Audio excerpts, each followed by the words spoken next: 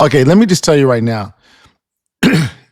If you was looking for designer clothes, a bunch of glitz and gleam, glamour, okay, smiling teeth, sparkly, thing, all nice and white, then you were looking for Bruno Mars to perform at the Super Bowl. You were not looking for Kendrick Lamar. Kendrick Lamar loves hip hop culture. And if you listen to his music like I listen to his music, and I've been listening to his music for years, bar for bar, word for word, there is nothing about him that says, I'm gonna go to the Super Bowl in front of millions of people and change who I am. I think in the song DNA, he said he would die before he changed his DNA. so and I think people who are fans of Kendrick and know his music understood that. The people who were confused were probably people like myself. I'm in industry. So, I'm thinking like, my list was not too far off. I got 5 out of 6, but my list was more like, hey, you're going to entertain all these people, right, Kendrick? That's what I thought. I was like, well, it's a Super Bowl. What do? You go up there and you entertain.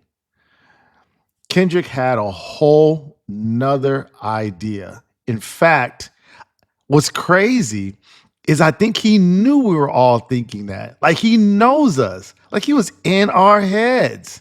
Like he's like, these guys really think that I'm gonna go up there and just entertain them.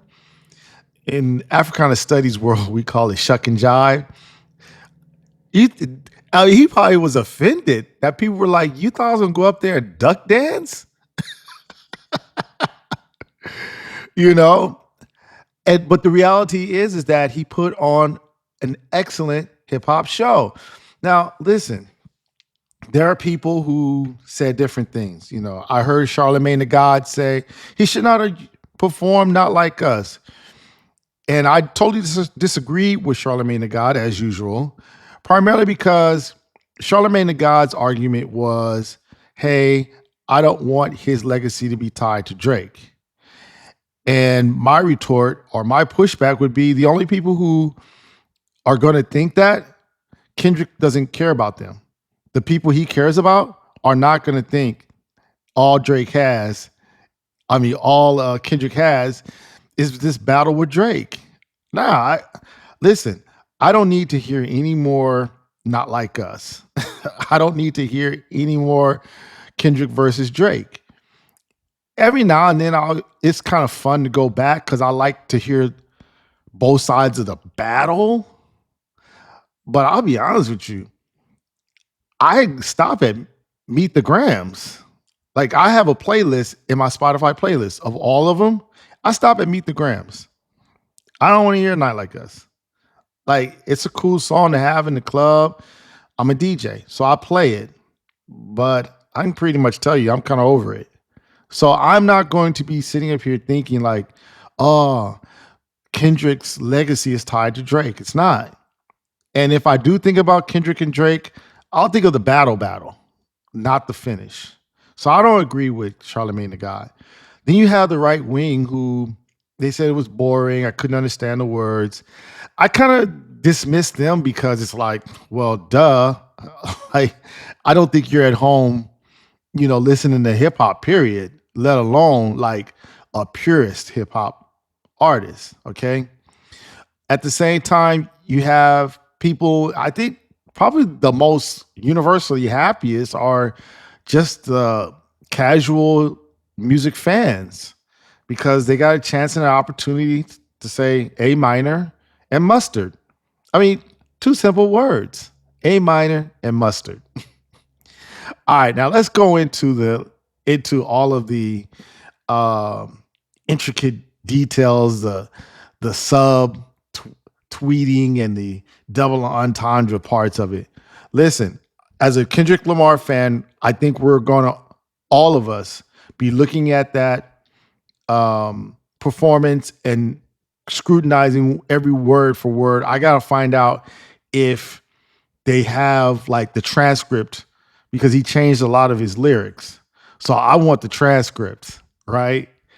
We're gonna be there, and we're all going to be, you know, uh, going through everything and trying to figure out what's the hidden messages. Yes, we are. Like for me, one of mine is he has that little A chain.